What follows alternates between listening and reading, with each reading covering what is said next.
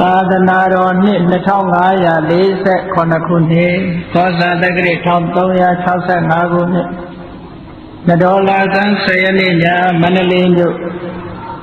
မေဃဂီရိရပ်ကွက်ကသဝင်းစုတော်ကြီးမြတ်စွာဘုရားပွဲတော်အထူးတရားပွဲဓမ္မသဘင်အခမ်းအနားဝယ်မန္တလေးမြို့ဥအောင်ကြီးဒေါ်လာပြုံးအောင်ရဏပကံရောင်းဝယ်ရေးမိသားစုတို့၏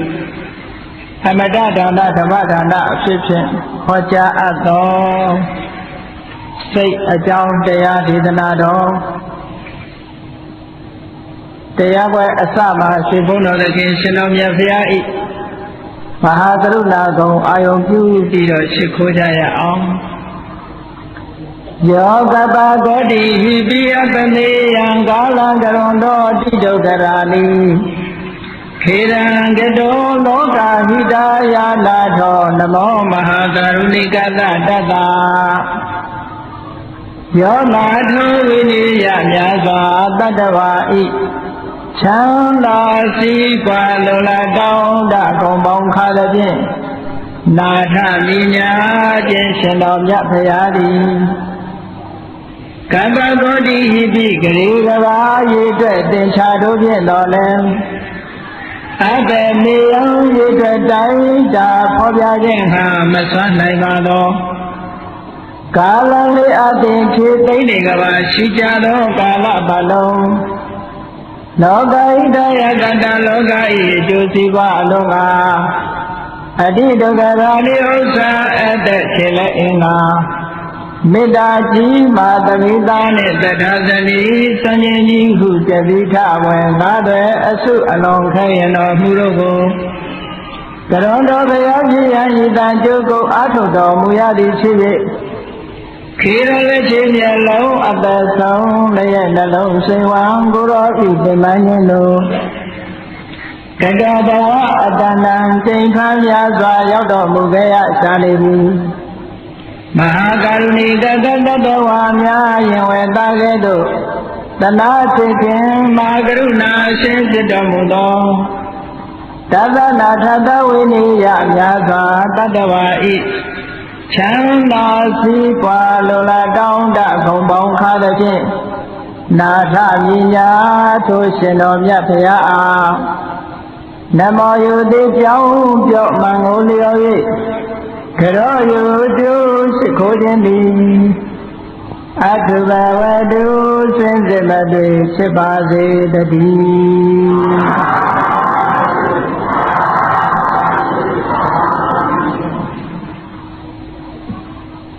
ဒီကနေ့တရားချက်ခင်တော်စင်ပြိဿတ်တို့ဘုန်းကြီးဟောကြားပြီးနိုင်ရမယ့်တရားရဲ့အမည်ကိုစိတ်လို့ဒီလိုနာမည်ပြီးတော့မှတ်ထားကြပါလူတိုင်းဟာစိတ်ရှိကြတယ်စိတ်ဆိုတဲ့သဘောတရားဟာလူတိုင်းပိုင်ဆိုင်တဲ့သဘောတရားထိုလူတိုင်းပိုင်ဆိုင်တဲ့သဘောတရားကိုလူတိုင်းဟာပိုင်နိုင်ကြရလားလို့ဆိုဆိုင်တာမပိုင်ကြဘူးနော်စိတ်သွားတိုင်းကိုပါလိုရာဆန္ဒပြည့်ပြည့်စေနဲ့ဆုတောင်းကြစိတ်နဲ့ပတ်သက်ပြီးတော့လောကမှာလူတွေပြောကြတယ်စိတ်ထောင်းတော့ကိုကြည်တယ်တဲ့ဟုတ်ကဲ့လားစိတ်ပြူတော့ကိုလူတယ်တဲ့စိတ်နဲ့ပတ်သက်ပြီးတော့ပြောကြတယ်စိတ်ဆိုတာမိမိရဲ့တဏ္ဍာမှာဖြစ်တဲ့မွေးရာပါသဘာဝတစ်ခုပဲသို့တော်လည်းဘုန်းကြီးတို့တရားချက်ခင်တော်ခင်ပြိဿတ်တို့ကိုပိုင်တဲ့စိတ်ကိုယ်တဏ္ဍာမှာရှိတဲ့စိတ်ကိုခိုင်းတိုင်းရရလားလို့ဆိုလို့မရဘူးလူတွေကစိတ်နောက်လိုက်နေကြရတယ်စိတ်ကကိုယ်နောက်မလိုက်ဘူးစိတ်ဖြစ်ချင်ရာကိုလူကလိုက်ပြီးလုပ်နေကြရတယ်နော်ကိုဖြစ်ချင်တာကိုစိတ်ကမဖြစ်ဘူးအဲ့တော့ဘုန်းကြီးတို့စာပေမှာဗုဒ္ဓမြတ်စွာကစိတ်တဝတိကေနနဘဝိတဗံစိတ်တဝတိကေနစိတ်ကိုအလိုလိုက်ပြီးနဘဝိတဗံမဖြစ်တဲ့မှာစိတ်အလိုမလိုက်ကြနဲ့စိတ်တစိတ်ကိုအတနောမိနိဝတေအလိုတိုင်းဝိတိတဗံဖြစ်စေကြရမည်စိတ်ကိုယ်သာကိုယ်အလိုတိုင်းဖြစ်စေရမယ်စိတ်နောက်လိုက်နေတဲ့ပုဂ္ဂိုလ်တိုင်းဟာဆင်းရဲဒုက္ခနဲ့ကြုံတွေ့ကြရတယ်နော် အဲ့တော့ဒီစိတ်ကလေးအကြောင်းကိုပိုင်နိုင်ဘုန်းကြီးတို့သိဖို့အမတန်မှလိုအပ်ပါတယ်ငရဲချတာလည်းဒီစိတ်ကြောင့်ပဲနိဗ္ဗာန်ရောက်တာလည်းဒီစိတ်ကြောင့်ပဲစိတ်ကိုနိုင်လို့ရှိရင်ထိုစိတ်ကလေးကိုနိုင်လိုက်တာနဲ့တပြိုင်နက်ဒီပုဂ္ဂိုလ်ဟာတန်တရားဝဆဲကနေလို့ပြီးတော့တန်တိဒုက္ခထာဝရငြိမ်းချမ်းတဲ့နိဗ္ဗာန်ချမ်းသာကိုမျက်မှောက်ပြုနိုင်ရတယ်စိတ်ကလုံးကိုမနိုင်တော့ဘူးဆိုလို့ရှိရင်တန်တရားထဲမှာအပယ်ဆင်းရဲကြည့်အောင်နေမောကြရတယ်တဲ့ဒီစိတ်ကလေးပဲဟုတ်ကဲ့အဲ့တော့ဒီစိတ်ကလေးကဘုန်းကြီးတို့ဒီဓမ္မတော်ဝါနဲ့ပြောကြရအောင်စိတ်ဆိုတာပါဠိစကားလုံးကရထားတဲ့မြန်မာစကားလုံးတစ်ခုပါဠိလိုအပြည့်အဝကြတော့စိတ်တာလို့ဒီလိုပြည့်ဝဒီလိုမှတ်စိတ်တာဆိုတဲ့စကားလုံးကိုဘုရားဘာသာကိုစတင်လေ့လာကြတဲ့ရှင်းပညာရှင်မြန်မာပညာရှိဆရာတော်ကြီးများကဘာသာမပြန်တော့ပဲနဲ့စိတ်ဓာတ်ကိုစိတ်လို့ဒီလိုခေါ်လိုက်တော့အားလုံးဟာယဉ်နှီးဝင်ဆပြီးသားဖြစ်နေတယ်လူတိုင်းအရက်တဲမှာကလေးကစပြီးတော့ငါစိတ်လာမစမ်းနဲ့တော့ငါကစိတ်ဆိုးတတ်တယ်သူကစိတ်ကောင်းရှိတယ်သူကစိတ်ကောင်းမရှိဘူးနဲ့ဆိုပြီးတော့စိတ်အကြောင်းလေးစဉ်ပြောနေကြတာမဟုတ်လားအဲ့ဒီနေ့စဉ်ပြောနေတဲ့စိတ်အကြောင်းကိုသိသလားလို့ဆိုတော့မသိကြဘူးဂဂနန္ဒသိဖို့လိုအပ်ပါတယ်တဲ့အဲ့တော့စိတ်တဆိုတာဘာကြောင့်စိတ်လို့ခေါ်ရတယ်လဲအာရမဏစိတ်တေတိတိစိတ်တံအာရမဏအာယုံကိုစိတ်တေတိကြံစီတိုင်းဣတိတသဘာထိုကြောင့်စိတ်တံစိတ်ဒီပါပေတော့ဤ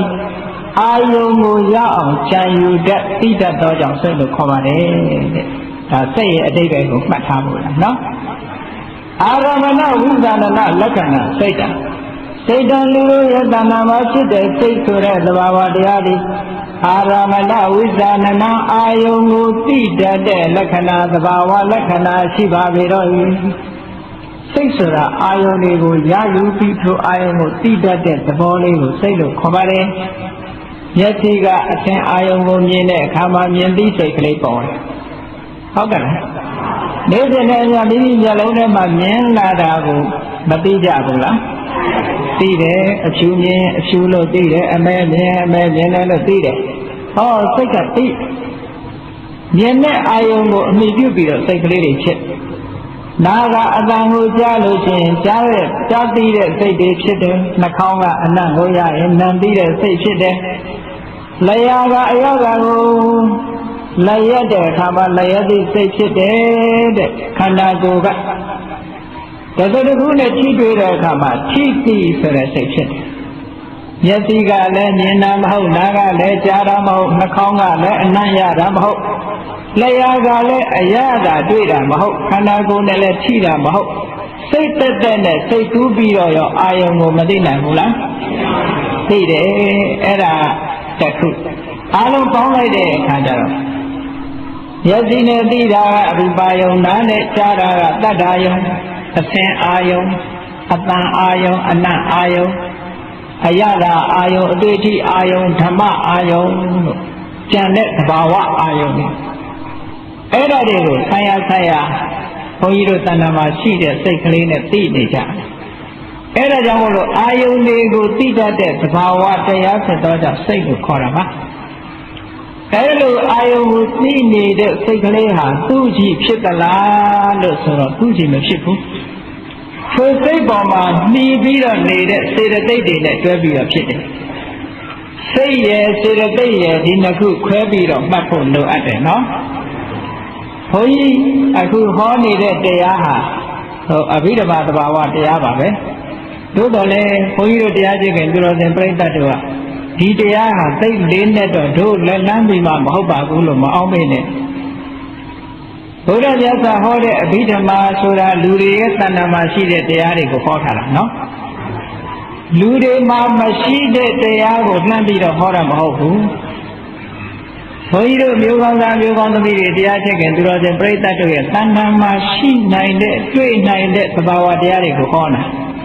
အခုအာယုံကိုသိတဲ့စိတ်အလုံးတွေးကြပြီနော်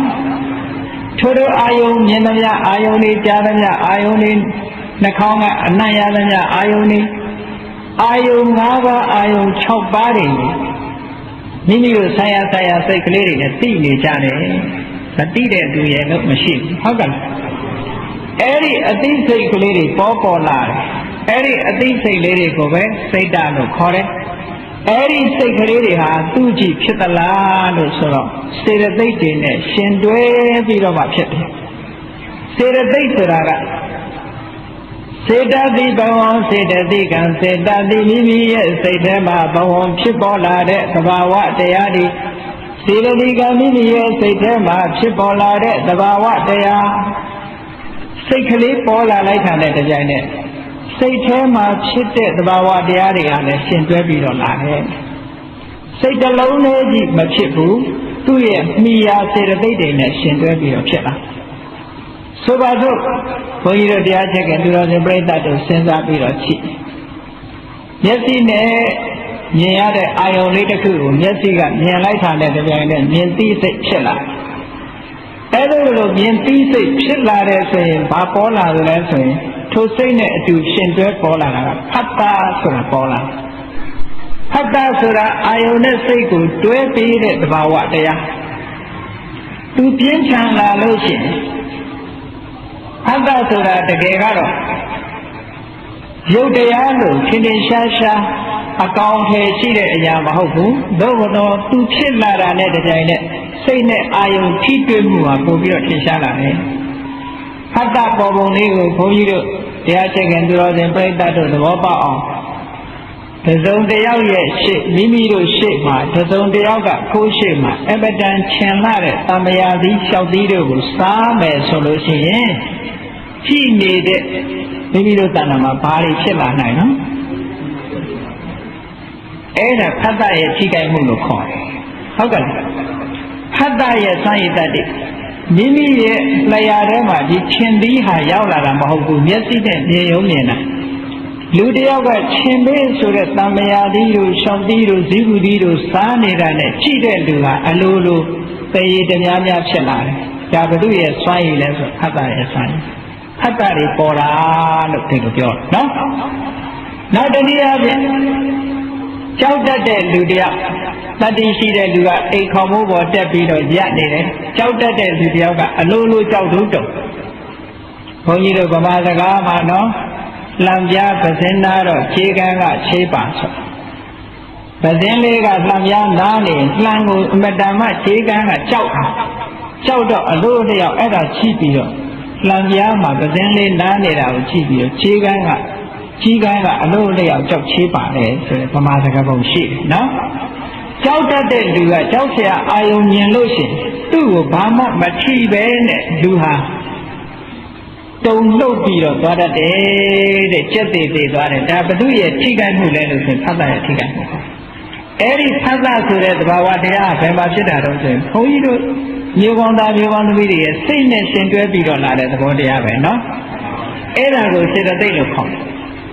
ကဲအဲ့ဒါကိုစိတ်ဖြစ်လာတဲ့အခါမှာထိတွေ့မှုဖတ်တာကလေးဝင်လာတယ်ဝင်လာတော့ဘာဖြစ်လဲကောင်းတဲ့အာယုံလေးနဲ့ထိတွေ့တဲ့အခါဝမ်းသာတယ်မကောင်းတဲ့အာယုံကိုမကြိုက်တဲ့အာယုံနဲ့ထိတွေ့လာလို့ရှင်မကျေနပ်တဲ့စိတ်တွေဖြစ်လာတယ်ကြိုက်မကြိုက်ဆိုတဲ့ခံစားမှုနှစ်ခုမပေါ်ဘူးလားအေးအဲ့ဒါပေါ်လာတာဝေဒနာလို့ခေါ်တယ်နော်ဘုန်းကြီးတို့အရက်ထဲမှာတော့ဝေဒနာဆိုတာယောဂဖြစ်မှဝေဒနာလို့ထင်နေကြတယ်ဝေဒနာဆိုတာပျော်တာလဲဝေဒနာပဲဘုန်းကြီးတို့စာပေမှာလာတဲ့ဝေဒနာဆိုတာအာယုံရဲ့အရသာကိုခံစားမှုတဲ့ကောင်းရင်ကောင်းတယ်လို့ခံစားတယ်မကောင်းရင်မကောင်းတဲ့ဝေဒနာခံစားအာယုံကိုခံစားမှုကိုဝေဒနာလို့ခေါ်တယ်ယောဂကိုခေါ်တာမဟုတ်ဘူးပြီးတော့မှဝေဒနာကနော်ဝေဒနာကိုဘုန်းကြီးတို့ကျမ်းဂန်မှာအကျဉ်းအားဖြင့်၃မျိုးခွဲတယ်ဒုက္ခဝေဒနာဒုက္ခဝေဒနာအဒုက္ခမဒုက္ခဝေဒနာလူတွေကအာယုံကိုမြင်ရလို့ကျေနပ်တယ်ဆိုလို့ရှိရင်စိတ်ထဲမှာချမ်းသာလာတာဒုက္ခဝေဒနာခန္ဓာကိုယ်နေလို့ထိုင်လို့တက်တော့တက်တာရှိလာတာဒုက္ခဝေဒနာမကောင်းတဲ့အာယုံမြင်လို့စိတ်ထဲကမကျေမနပ်တွေဖြစ်လာတယ်ဒုက္ခဝေဒနာခန္ဓာကိုယ်မှာလည်းပဲဆင်းရဲတာတွေ့လာတယ်ဒုက္ခဝေဒနာအဲ့ဒါလို့ဝေဒနာနှမျိုးထင်ထင်ရှားရှားပေါ်လာတဲ့အခါရှိတယ်လို့ ဒုက္ခလည်းမဟုတ်ဒုက္ခလည်းမဟုတ်ဆိုတဲ့ခံစားချက်ကလေးတွေရှိသေးတယ်အဲ့ဒါကိုအဒုက္ခမဒုက္ခဝေဒနာလို့ခေါ်တယ်ဒုက္ခလည်းမဟုတ်ဘူးဒုက္ခလည်းမဟုတ်ဘူးအဲ့ဒီဝေဒနာမျိုးကတစ်မျိုးအဲ့ဒါလည်းပဲစိတ်ထဲမှာဖြစ်ပေါ်လာတဲ့ခံစားချက်တခါထပ်ပြီးတော့ခွဲတယ်ဒုက္ခဝေဒနာကိုပဲကာယကဒုက္ခစေတသိကဒုက္ခခန္ဓာကိုယ်နဲ့ပတ်သက်ပြီးတော့ချမ်းသာမှုစိတ်နဲ့ပတ်သက်ပြီးတော့ချမ်းသာမှုလို့နှစ်မျိုးထပ်ခွဲဒုက္ခကိုလည်းပဲကာယကဒုက္ခစေတသိကဒုက္ခခန္ဓာကိုယ်မှာဖြစ်ပေါ်လာတဲ့ဆင်းရဲဒုက္ခစိတ်ထဲမှာဖြစ်ပေါ်လာတဲ့ဆင်းရဲဒုက္ခလို့နှစ်မျိုးထပ်ပြီးတော့ခွဲပြီးအဒုက္ခမဒုက္ခဆိုတဲ့ဝေဒနာကြတော့ဥပိ္ပခာလို့ခေါ်အဲ့ဒါလို့ခွဲလိုက်တဲ့အခါကျတော့ဝေဒနာ၅မျိုးရပြန်တယ်ဒါတွေလည်းဘုန်းကြီးတို့တရားချက်ကသူတော်စင်ပြိဿတ်တို့ရဲ့ခန္ဓာမှာတွေ့နိုင်တဲ့တရားတွေကြီးပဲဟုတ်ကဲ့လားကောင်းတဲ့အာယုံလေးမြင်တဲ့အခါစိတ်ကပျော်ပြီးတော့မသွားဘူးလားအဲ့ဒါကိုသောမနတဝေဒနာလို့မြတ်စွာဘုရားပြောဟောစိတ်ကလေးနဲ့ရှင်တွဲပြီးတော့သောမနတဝေဒနာဖြစ်လာပြီဆိုရင်လူတွေဟာတပြုံပြုံနဲ့နေကြတယ်နော်ပြုံလိုက်ကြရဲလိုက်ကြမောလိုက်ကြဟောသောမနတဝေဒနာတွေပေါ်နေတဲ့အခါပြုံးနေကြတာပဲပြုံးကြတယ်ရဲကြတယ်မောကြတယ်ဒါသောမနတဝေဒနာဖြစ်လို့ဟောတခါတည်းအကြတော့လေသူတွေဟာမပြုံးနိုင်ကြဘူးတဲ့မျက်နှာအသင်ပြင်မဲ့ပြီးတော့ရှုပ်မဲ့ပဲဖြစ်နေကြဒေါမနတဝေဒနာလို့ခေါ်အဲ့ဒီအခါမျိုးတော့မကြုံရဘူးလားစိတ်ဆင်းရဲလိုက်တာတဲ့ဇက်ကကိုကြီးလာအောင်ဒေါမနတတွေဖြစ်ဟုတ်ကဲ့စိတ်ဆင်းရဲလိုက်တာစိတ်ဆင်းရဲတာဆိုတာတခါတည်းကြတော့ကိုယ်ဆင်းရဲတာကိုအကြောင်းပြဆိုပါတော့အေးမိလို့ဖြစ်စေတစုံတစ်ခုသောအကြောင်းကြောင့်ဖြစ်စေခေါင်းကိုက်တယ်သွားကိုက်တယ်နားကိုက်တယ်ဟောကာယကဒုက္ခခေါင်းကိုက်နားကိုက်သွားကိုက်တဲ့ကာယကဒုက္ခလို့ဆိုတဲ့ဒုက္ခဝေဒနာပေါ်တဲ့နောက်မှာဖြစ်ရလေခြင်းဆိုတဲ့စိတ်ညစ်တဲ့ဒေါမနတမပေါ်ဘူးလားအေးအရာထဲမှာပြောတာစိတ်ညစ်လိုက်တာလို့ပြောတာဒေါမနတဝေဒနာကိုပြောနေတာနော်ဒေါမနတဝေဒနာဆိုတာလူတိုင်းမှာရှိတယ်အေးနေရထိုင်ရပျော်လိုက်တာလို့ပြောတာဒေါမနတဝေဒနာပြောနေလို့ထိုင်လို့ကောင်းလိုက်တာဒီကနေ့ငါခန္ဓာကိုယ်ကအာရှိအင်းရှိနဲ့လှုပ်လို့ရှားလို့ကောင်းတယ်ဟောဒုက္ခကာယကဒုက္ခဝေဒနာကိုပြောတာဒီနေ့တော့ပျော်တာလည်းမဟုတ်ဘူးမပျော်တာလည်းမဟုတ်စိတ်ညစ်တာလည်းမဟုတ်ဘူးပုံမှန်လေးနေရတယ်ဆိုဥပိ္ပခာပြောအဲ့တော့ဒီတရားတွေဟာမိမိတို့တဏ္ဍာမှာမတွေ့နိုင်ဘူးလားအေးတွေ့နိုင်တယ်ဒီတရားတွေဟာဘယ်သူနဲ့ရှင်တွဲပြီးတော့ဖြစ်တုံးဆိုစိတ်နဲ့ရှင်တွဲပြီးဖြစ်လို့သူတို့ကိုစေတသိက်လို့ခေါ်တာပါအဲ့ဒါကိုပဲခတ္တဝေဒနာသင်ညာဆိုတာစိတ်ကလေးဖြစ်လာလို့ရှင်အမှတ်သိကလေးနဲ့ဘုန်းကြီးတို့မျိုးကောင်းသားမျိုးကောင်းတွေစဉ်းစားကြည့်တခုကိုတွေ့ပြီးရင်ကိုယ်စိတ်ထဲမှာအမှတ်ကလေးတစ်ခုရသွားဆိုတော့တကယ်ချင်းတယောက်မိတ်ဆွေတယောက်စပြီးတော့သိတယ်ဆိုတော့သိလို့ရှိရင်ထိုမိတ်ဆွေရဲ့စကားပြောပုံစကားပြောဟန်သူ့ရဲ့လုံးရတန်တန်မျက်နှာအနေထားအသားအရောင်တခုစသည်ကိုစိတ်ထဲမှာမှတ်လိုက်တယ်နောက်တစ်ခါပြန်တွေ့တဲ့အခါကျတော့ဒီလူပဲဆိုတာမသိဘူးလားသိတယ်ဈေးထဲသွားပြီးတော့အဝတ်ကလေးတစ်ထည်ဝယ်လာခဲ့တယ်ဟုတ်ကဲ့လားငကိုယ်တော့ကကိုမမြင်ဘူးသေးတဲ့အဝတ်ဈေးထဲမှာစူပါမားကတ်တွေဘာလို့လှည့်ပြီးတော့ကြည့်တော့အရှင်ကောင်းကောင်းအသွေးလှလှလေးတွေ့တာနဲ့ရွေးပြီးတော့ဝယ်လာခဲ့တဲ့အခါကျတော့စိတ်ထဲမှာဒါလေးကအမှတ်မိဒီအဝတ်ကလေးကတခြားရောက်သွားတော့မှဟဲ့ဒါငါအဝတ်ကလေးဆိုတာမသိဘူးလားအေးအဲ့ဒါလို့သိတာတင်ညာရဲ့စွမ်းအားတဲ့စိတ်ထဲမှာပေါ်တဲ့တင်ညာရဲ့စွမ်းအားစိတ်ဆိုတာအာယုံကိုသိုံလေးပဲသိတယ်အခုလို့မှတ်နိုင်တာကတင်ညာကမှတ်တာတဲ့ကဲဘုန်းကြီးတို့တရားချစ်ခင်သူတော်စင်တွေရဲ့တဏ္ဍာမှာတင်ညာဆိုတဲ့သဘာဝတရားလည်းဖြစ်တယ်ဆိုတာမထင်ရှားဘူးလားအေးထင်ရှားတယ်ကိုယ်ပစ္စည်းကိုမှတ်မိကြတယ်ကိုယ်ဆွေမျိုးသားချင်းတွေကိုမိတ်ဆွေတငယ်ချင်းတွေမှတ်မိကြတယ်ကိုယ်ဘယ်လမ်းမှာနေတယ်ဟုတ်လားဘယ်ရပ်ကွက်မှာနေတယ်ဒါတွေရောမမှတ်မိဘူးလားအေးမှတ်မိတာတွေမှန်သမျှသိညာတဲ့သဘာဝတရားဖြစ်ပေါ်လို့မှတ်မိနေတာနော်ခန္ဓာဝေဒနာပညာစေတနာဆိုတာဒီသဘာဝတရားတွေသူဆိုင်ရာကိစ္စတွေလောက်အောင်သူကတွန်းအားပေးတာလေလှုပ်ဆော်ပေးတဲ့သဘောတရားလေးပညာကမှတ်မိအောင်ခန္ဓာကအာယုန်နဲ့ထိတွေ့အောင်ဝေဒနာကခံစားအောင်ဘယ်သူကလှုပ်ဆော်ပေးစေတနာလေးကလှုပ်ဆော်ပေးနေတာနော် အဲ့ဒီစေရနာတရားလေးကကောင်းတာတွေနဲ့တွဲလို့ရှိရင်ကုသိုလ်စေရနာလို့ခေါ်တယ်မကောင်းတာတွေနဲ့တွဲလို့ရှိရင်အကုသိုလ်စေရနာလို့ခေါ်တယ်လောဘနဲ့ရှင်တွဲလာရင်အကုသိုလ်ဒေါသနဲ့ရှင်တွဲလာရင်အကုသိုလ်မောဟနဲ့ရှင်တွဲလာရင်အကုသိုလ်သို့မဟုတ်ဘဲနဲ့အလောဘတို့အဒေါသတို့အမောဟတို့နဲ့တွဲလာတဲ့အခါကျတော့ကုသိုလ်လို့ခေါ်တယ်အဲ့ဒီစေရနာဆိုတာအကောင်းလည်းရှိတယ်အဆိုးလည်းရှိတယ်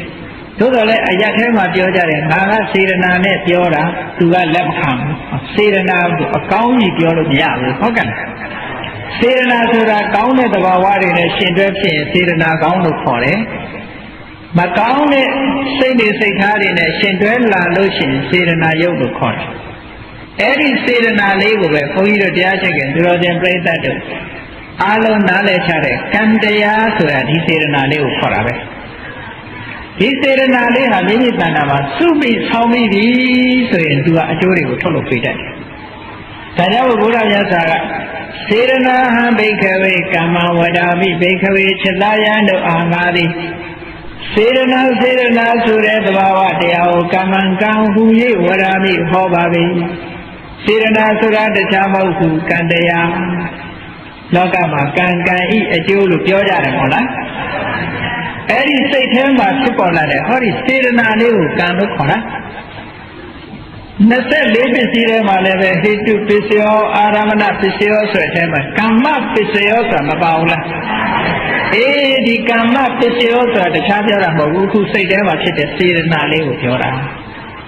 အဲ့ဒီစေရနာလေးကတွန်းအားပြင်းထန်လေးကံတရားတွေပြင်းထန်လာလေဒီစေရနာလေးမိမိတို့ရဲ့တဏ္ဍာမှာကံအဖြစ်ဆောင်ရွက်နေသေးတဲ့ညဒီကံတွေအကျိုးပေးနေလို့ရှိရင်တန်လျာထဲမှာအကောင်းဆုံးခံစားနေကြရမှာတဲ့ဟုတ်ကဲ့ဒါလူတဘာဝဘုန်းကြီးတို့တရားချက်ကသူတော်စင်ပြိဿတ်တို့ရဲ့တဏ္ဍာမှာတွေ့နိုင်တဲ့သဘာဝလေးတွေကိုဘုန်းကြီးပြောတယ်စိတ်ဖြစ်ရင်အခုဒီသဘောတရားတွေအားလုံးဟာရှင်တွဲပြီးတော့အမြဲတမ်းဖြစ်တယ်သူတို့ကိုအကောင်းလို့လည်းပြောလို့မရဘူးအဆိုးလို့လည်းပြောလို့မရဘူးအတ္တတဲ့ဝေဒနာတဲ့သင်ညာတဲ့စေရနာတဲ့ဧကဂတအာယုန်လေးတစ်ခုပေါ်လာလို့ရှိရင်စိတ်ကအာယုန်နဲ့တွေးလိုက်တယ်ဆိုတော့မျက်စိကအဆင်းအာယုန်လေးကိုမြင်လိုက်တာနဲ့တကြိုင်နဲ့မြင်သိစိတ်ကလေးဖြစ်တယ်အဲ့ဒီမြင်သိစိတ်ကလေးဖြစ်တဲ့ကထိုအာယုန်ပေါ်မှာတခဏတာမြရပ်တန့်သွားတာကိုဧကဂတလို့ခေါ်တယ်ဟုတ်ကဲ့ကြာကြာရပ်တန့်သွားရင်ကြာပေါ့အဲ့ဒီလိုတခဏကလေးတည်ထန့်သွားတဲ့သဘောလေးကိုဧကဂတတဲ့အဲ့ဒီဧကဂတဘုန်းကြီးတို့တရားကျင့်စဉ်ထဲမှာအာယုန်တစ်ခုပေါ်မှာစူးစိုက်ပြီးတော့ကြာကြာရှုပေးရင်ဒီဧကဂတလေးကိုပဲသမာဓိလို့ခေါ်တာဧကဂတဆိုတာဧကဆိုတာတစ်ခုတည်းသောအကအာယုန်အဖို့စုရှိတာအာယုန်တစ်ခုတည်းတင်ကြာနေတာဟိုဒါဧကဂတလို့ခေါ်တယ်နော်သမာဓိလို့လည်းခေါ်တယ်အေးဒီဧကဂတဆိုတာလေးကလည်းအာယုန်လေးတစ်ခုပေါ်မှာစူးစိုက်ပြီးတော့ချိလို့ရဘုန်းကြီးတို့တရားချက်ကသူတော်စင်ပြိဿတ်တို့ဈေးသွားတဲ့အခါပစ္စည်းဝယ်တော့ကိုလိုချင်တဲ့ပစ္စည်းကိုကြာကြာနာနာမကြည့်ကြဘူးလားအေးအဲ့ဒီပစ္စည်းလေးပေါ်မှာစိတ်တခဏမြတည်ထန့်သွားတာလေးဟာဒါဧကဂတရဲ့ဆွမ်းအားပဲနော်အနုဘုဆိုရင်မိမိစိတ်လေးကဒီအာယုန်ပေါ်မှာတည်တတ်နိုင်မှာမဟုတ်ဘူးဟောသဘာဝတရားတွေအတ္တဆိုတာတွေ့ရပြီဝေဒနာဆိုတာတွေ့ရပြီသင်ညာဆိုတာတွေ့ရပြီစေရနာဆိုတာတွေ့ရပြီဧကဂတဆိုတာတွေ့ရမိမိတို့တဏ္ဍာမှာနော်နောက်တစ်ခုကဇီဝိတ္တရိယလို့ခေါ်တယ်ဇီဝိတ္တရိယဆိုတာတော့ဆိုင်ရာသဘာဝတရားတွေရဲ့အချိန်ပိုင်းလေးကိုတည်စေတတ်တဲ့စောင့်ထိန်တတ်တဲ့သဘာဝတရားမျိုးလို့ပြောမယ်ဆိုရင်နန္တရားတွေရဲ့အသက်လို့ပြောအဲ့ဒီတရားကတော့သူ့သဘာဝအတိုင်းဖြစ်တာမဟုတ်သဘာဝအတိုင်းတည်နေနိုင်အောင်သူကထိမ့်သိမ့်ပေးတယ်လို့ဒီလိုမှတ်ရတယ်ဥပမာပဲတရားချက်ကသူတော်စင်ပြိဿတ်တို့ဥပမာလေးနဲ့ပြောမှပို့ပြီးတော့ရှင်းတယ်ခြေကန်ထဲမှာကြာပင်လေးတွေပေါက်အဲ့ဒီကြာပင်လေးတွေရှင်သန်ပြီးတော့ကြာပန်းလေးတွေပွင့်လန်းနေအောင်ဘယ်သူကထိမ့်ပေးထားတာနော်ခြေကထိမ့်ပေးထားတာရေကန်ထဲကရေတွေခြောက်သွားပြီးရေပြောက်သွားမယ်ဆိုလို့ရှိရင်ကြာကလေးရောခြောက်မသွားဘူးလားအေးအဲ့ဒါမျိုးလိုပဲဘုန်းကြီးတို့နန္တရားတွေထဲမှာဇီဝိတ္တရိလေးကထိမ့်ပေးနေတာလို့ရေကနေပြီးတော့ကြာပန်းလေးတွေလမ်းနေအောင်ထိမ့်တာဖရာအိုးထဲမှာလည်းဖရာညောင်ရီအိုးမှာပန်းထိုးတဲ့အခါမှာရေကလေးမထည့်ရဘူးလား ရေကလေးထည့်ထားလို့ရှိရင်ထိုပန်းကလေးဟာ50ရက်ဆိုတာလို့လမ်းနေတာဘယ်သူကထိမ့်ပေးထားတာတော့ထို့တူပဲနန္တရားတွေမှာလည်းသီဝိတိန်တရေလေးကထိမ့်ပေးထားလို့ဘုန်းကြီးတို့စိတ်ကလေးဟာရှင်ပန်းနေတယ်လို့ဒီလိုမှတ်ရမယ်နော်နောက်တစ်ခုကမနတိကာရတဲ့မနတိကာရဆိုတာနှလုံးသွင်းအာယုန်လေးပေါ်လာတာနဲ့တကြိုင်နဲ့နှလုံးသွင်းဆင်ခြင်မှုမရှိရင်ထိုအာယုန်ကိုမသိနိုင်ပါဘူးနှလုံးသွင်းဆင်ခြင်မှုဆိုတာလေးပေါ်ရအဲ့တော့အာလုံးပေါင်းလိုက်တဲ့အခါကျတော့အတ္တရဲ့ဝေဒနာရဲ့ပညာရဲ့စေရနာရဲ့ဧကဂရရဲ့ဇီဝိတ္တရိယရဲ့မနတိကာရရဲ့ဆိုတော့9ခုဖြစ်သွားဘူးလားအဲ့ဒီ9ခုသောသဘောတရားတွေဟာစေတသိက်တွေမိမိတို့တဏ္ဍာမှာဖြစ်တဲ့စိတ်နဲ့အမြဲတမ်းရှင်တွဲပြီးတော့ဖြစ်နေကြပါတယ်ဘယ်စိတ်ဖြစ်ဖြစ်ဒီတရားတွေမိမိတို့တဏ္ဍာမှာရှိနေတယ်လို့ဒီလိုမှတ်ပါနော်စိတ်ဟာတစ်ခုတည်းမဖြစ်နိုင်ဘူးထိုစေတသိက်တွေနဲ့ရှင်တွဲပြီးတော့ဖြစ်တယ်ကဲကောင်းပြီအဲ့ဒီထဲမှာစေတသိက်တွေအကြောင်းပြောမယ်ဆိုလို့ရှိရင်မိုးလင်းသွားလိုက်မယ်52ခုရှိတယ်လူရင်းလေးကိုပြောမယ်မကောင်းတဲ့စေတသိက်နဲ့ကောင်းတဲ့စေတသိက်ခွဲရအခုပြောခဲ့တဲ့စေတသိက်9ခုဆိုတာစိတ်ဖြစ်တိုင်းဖြစ်တိုင်းပါဝင်လို့သူတို့ကိုသဗ္ဗစိတ်တသာဒရဏလို့ဘုန်းကြီးတို့စာပေကျမ်းမှာဆိုရနော်သဗ္ဗစိတ်တသာဒရဏဆိုတာစိတ်အားလုံးနဲ့ဆက်ဆံပြီးစိတ်အားလုံးဖြစ်တိုင်းဖြစ်တိုင်းပါတဲ့သဘောတရားတွေတဲ့ဘုန်းကြီးတို့လူဆိုတာနဲ့တပြိုင်နက်မျက်စိတို့နားတို့နှာခေါင်းတို့မပါဘူးလားစိတ်လို့ဆိုလိုက်တာနဲ့ဒီသဘာဝတွေကပါလာပြီးသားလို့ဒီလိုမှတ်ရဘုန်းကြီးတို့ခန္ဓာကိုယ်ပဲပြန်ပြီးတော့စိုက်ကြည့်လိုက်ပေါ့စိုက်ကြည့်လိုက်ခန္ဓာကိုယ်ထဲမှာသဘာဝတရားတွေဟာသူ့အလုပ်သူလုပ်ကြတာတွေကိုစဉ်းစားကြည့်ဘုန်းကြီးတို့မှာမျက်စိရှိတယ်မျက်စိရဲ့အလုပ်ကဘာတော့ဆိုရင်ဟိုဟာဒီဟာကြည့်ဖို့မြင်ဖို့ပဲဒါပေမဲ့သူကြားလို့ရရလားနားရဲ့အလုပ်ကြတော့ဟိုအတန်ဒီအတန်ကြားဖို့သူကမမြင်နိုင်ဘူးခြေထောက်ရဲ့အလုပ်ကြတော့လှမ်းပြီးတော့သွားဖို့သို့တော့ခြေထောက်ကမကြည့်နိုင်ဘူးမကြားနိုင်ဘူးဟုတ်တယ်မဟုတ်လားအနံ့ရှိဖို့ကြတော့နှာခေါင်းရဲ့တာဝန်အရသာသိဖို့ကြတော့လျှာရဲ့တာဝန်ဟောသူ့ဟာလေးတွေနဲ့သူတာဝန်ထမ်းဆောင်မလို့ဒီသဘာဝတရားတွေဟာလည်းသူ့ဟာနဲ့သူတာဝန်ထမ်းဆောင်ကြတယ်စိတ်ကအာယုံကိုသိတယ်ဖတ်တာကအာယုံနဲ့စိတ်တွေ့အောင်ဆက်သွယ်ပေးတယ်ဝေဒနာကအာယုံရဲ့အရသာကိုခံစားတယ်ပညာကမှတ်တမ်းတင်တယ်မှတ်မိတယ်စေတနာကထိုကဲ့သို့ဖြစ်အောင်လှုံ့ဆော်ပေးတယ်ဧကဂတကအာယုံလေးတစ်ခုပေါ်မှာတည်သွားအောင်လုပ်တယ်ဇီဝိတကထိမ့်သိမ်းဆောက်ရှောက်ပြီးတော့ပေးတယ်မနတိကာရကနှလုံးသွင်းပေးတယ်ဆင်ခြင်ပေးတယ်ဟောဒီတရားတွေဟာစုပေါင်းပြီးလုပ်ဘုန်းကြီးတို့ခန္ဓာကိုယ်မှာလည်းပဲဒီလိုစုပေါင်းပြီးတော့လမ်းလျှောက်တယ်ဆိုလို့ချင်းမျက်စိကကြည့်ပေးရတယ်နားကနားထောင်ရတယ်ခြေထောက်ကလမ်းလျှောက်ရတယ်အကယ်၍တစ်ခုချုပ်ရင်းနေလို့ရှိရင်အလုပ်ဟာအောင်မြင်မြင်မဖြစ်နိုင်ဘူးဟုတ်တယ်မဟုတ်အဲ့ဒီသဘာဝလေးတွေကိုစဉ်းကျင်စဉ်းစားပြီးတော့ကြည့်ရကဲကောင်းပြီဒီသဘာဝကတော့အကောင်းလို့လည်းပြောလို့မရအဆိုးလို့လည်းပြောလို့မရဘူးအဆိုးလို့ပြောလို့ရတာလေးတွေကိုကြည့်ရဘုန်းကြီးတို့နေ့စဉ်နဲ့အမျှကြုံတွေ့နေကြရတာဘာလို့ဆိုရင်မျက်စိနဲ့မြင်ပြီးလို့နှစ်သက်စရာအာယုံလေးတွေ့လို့ရှိရင်လိုချင်တဲ့သဘောမပေါ်လာဘူးလားအဲ့ဒါကိုလောဘလို့ခေါ်တယ်နော်လိုချင်တယ်တွေ့တာတယ်တတ်မဲ့တယ်မြင်ချင်းတော့သူကလိုချင်တယ်ရလာလို့ရှိရင်တွေ့ထားတယ်မရခင်ကျတော့လိုချင်တယ်ရထားလို့ရှိရင်တွေ့ထားတယ်မစွန့်လွတ်နိုင်ဘူးအဲ့ဒါဟာလောဘရဲ့သဘောမရခင်ဘာဖြစ်တယ်လိုချင်တယ်ရပြီးလို့ရှိရင်တွေ့တာထားတယ်ဟောဒီသဘောတရားရောဘုန်းကြီးတို့တရားချက်ခင်သူတော်စင်တွေမတွေ့ကြဘူးလားအဲ့ဒီတရားကိုလောဘလို့မြတ်စွာဘုရားကဟောတာနော်အဲ့ဒီလောဘဟာလည်းစိတ်ထဲမှာရှင်တွဲပြီးတော့ဖြစ်တာပဲဒေါသမျက်စိကအာယုံတစ်ခုကိုမြင်လိုက်တယ်ကိုမကြိုက်တဲ့အာယုံကိုမြင်တယ်မြင်လိုက်တာနဲ့တပြိုင်နက်မျက်နှာလွှဲသွားတယ်မကြိုက်ဘူးမကြိုက်တဲ့သဘောတရားပေါ်မလာဘူးလားမကြိုက်ဘူးမကျေနပ်ဘူးဒီအာယုံကိုမျက်နှာလွှဲချင်တယ်ဟောဒါဒေါသလို့ခေါ်တယ်မြင်ချင်းမကြိုက်ဘူးမျက်နှာလွှဲခြင်းတယ်မချစ်တတ်ဘူးဟောဒါဒေါသလို့ခေါ်တယ်နော်ကြိုက်မကြိုက်ကြိုက်ရင်လောဘမကြိုက်ရင်ဒေါသ နောက်တစ်ခါအာယုံကိုမြင်ပြီးတော့အကောင်းအဆိုးအကြောင်းအကျိုးမခွဲခြားတတ်ဘူးအာယုံပေါ်မှာတွေးဝေးနေတယ်တွေးဝေးနေတာကြတော့မောဟဒီသဘောတရားတွေဘုန်းကြီးတို့တရားချက်ခင်သူတော်စင်ပြိဿတ်တို့ရဲ့စိတ်ထဲမှာဖြစ်နေတာပါလားလို့စဉ်းစားရမှာနော်နောက်သူတို့ရဲ့ဆန့်ကျင်မဲ့ကောင်းတာကိုပြောမယ်ဆိုရင်လောဘကလိုချင်တဲ့တွေ့တာတယ်ထိုလိုချင်မှုတွေ့တာမှုကိုပယ်တတ်နိုင်တဲ့သဘာဝတရားတစ်ခုကိုအလောဘလို့ခေါ်တယ်အဲ့ဒီအလောဘကြတော့မလိုချင်ဘူးမတွေ့တာဘူးစွန့်လွတ်နိုင်တယ်တဲ့ဒါကကောင်းတဲ့သဘာဝတရားနော်သဘာဝတရားမပေါ်လာဘူးမလိုချင်ဘူးမတွေ့တာဘူးအလောဘအနိဋ္ဌာယုံနဲ့တွေ့ကြုံမိမိမလိုချင်တဲ့မနစ်သက်စရာအာယုံနဲ့တွေ့ကြုံတဲ့အခါမှာဒေါသမဖြစ်ဘူးမကျေမနပ်မဖြစ်ဘူးအဒေါသအာယုံရဲ့သဘာဝကိုကြာကြာနာနာသိတယ်အမောဟပညာလောဘဒေါသမောဟရဲ့ဆန့်ကျင်ဘက်ကိုအလောဘအဒေါသအမောဟလောဘဒေါသမောဟကိုကုသိုလ်လို့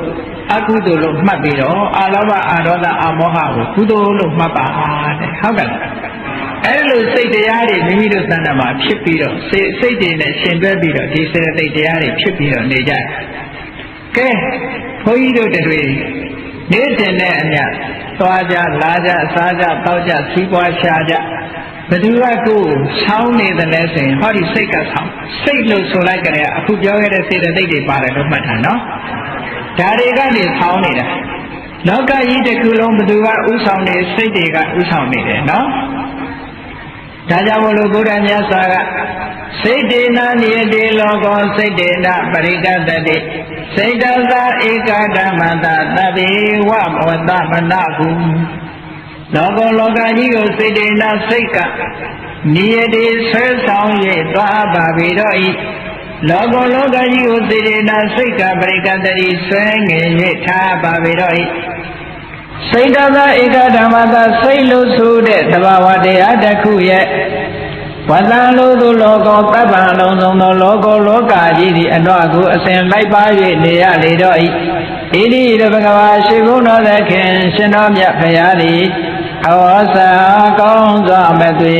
ဟောကြားတော်မူခဲ့ပါပေသတည်း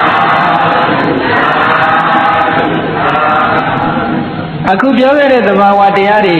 မိမိရဲ့တဏ္ဍာမှာဆွဲဆောင်နေတယ်ဆိုတဲ့သဘောကို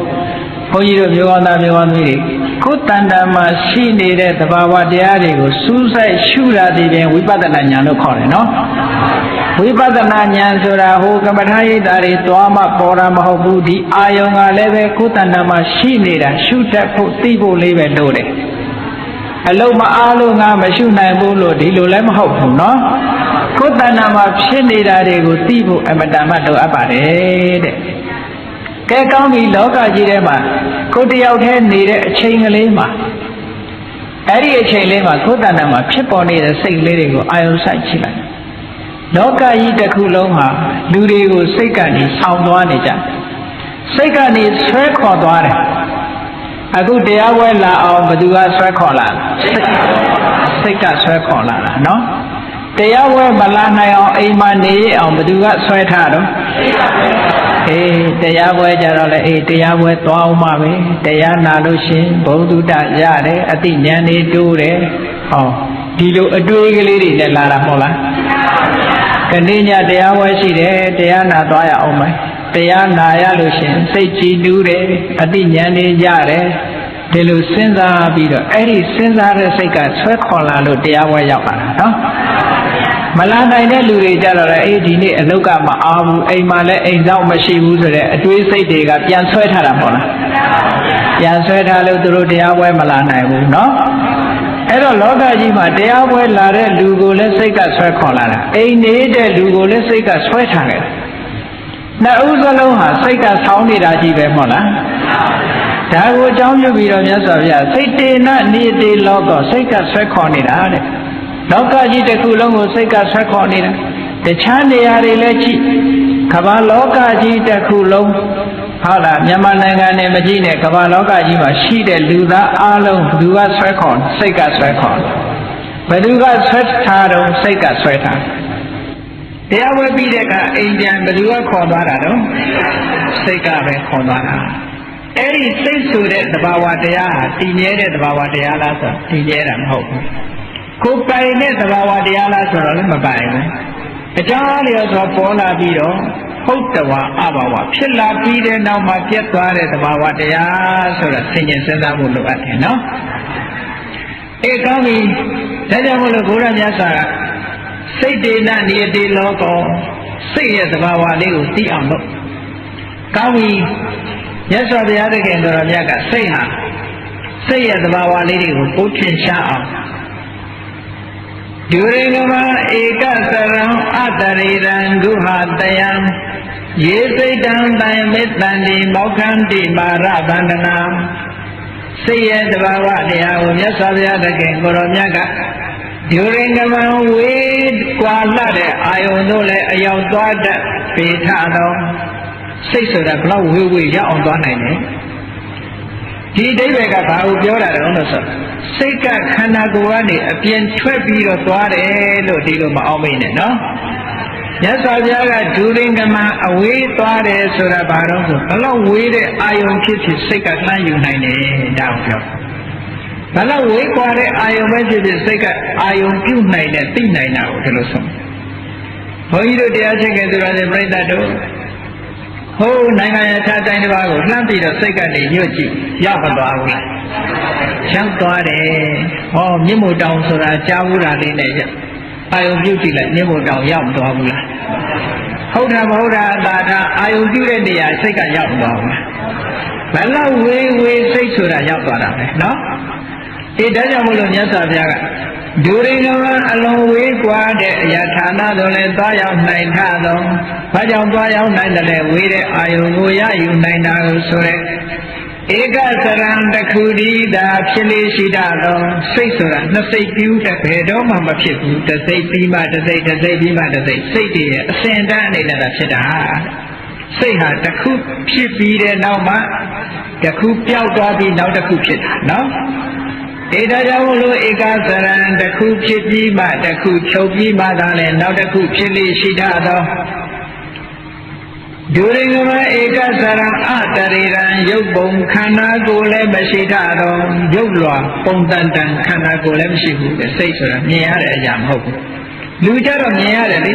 ဒီလူကအရက်ထွားထွားပဲပိမ့်ပိမ့်ပဲရှည်ရှည်ပဲဝဝပဲစသဖြင့်ပုံပန်းတန်တန်ရှိစိတ်ကြတော့စိတ်ကဝရတယ်ပိန်တယ်ရှိတယ်လို့ဒီလိုမရှိဘူးဟုတ်ကလားအေးပုံပန်းတန်တန်မရှိဘူးအာတရိရံခန္ဓာကိုယ်ပုံပန်းတန်တန်လည်းမရှိတတ်သောကုဟာတယံနှလုံးသားတည်းဟူသောလိုင်ကိုလည်းမိခိုရာရှိတတ်သောညသောအပြင်စိတ်တွေဟာအရိယဝတ္ထုကိုမှီပြီးတော့ဖြစ်တာမဟုတ်ကုဟာတယံလို့ဒီလိုဟောတာနော်နှလုံးသားကိုမှီတွေ့ပြီးဒီကလာဖြစ်ပေါ်လာတဲ့စိတ်တွေ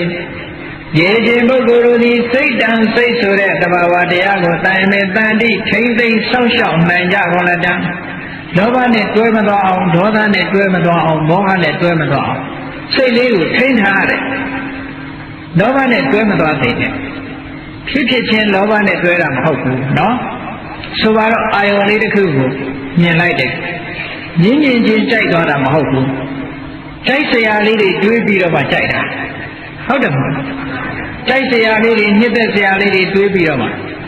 လူတယောက်အာယုန်တစ်ခုကိုလည်းမြင်ချင်းမုန်းသွားတာမဟုတ်ဘူးမုန်းစရာတွေတွေးလို့မုန်းတာအဲ့ဒါမုန်းစရာတွေတွေးပြီးတော့ဒေါသတွေမဖြစ်စေနဲ့စိတ်စရာတွေတွေးပြီးတော့လောဘတွေမဖြစ်စေနဲ့ဒီလိုဆက်လုပ်တယ်နော်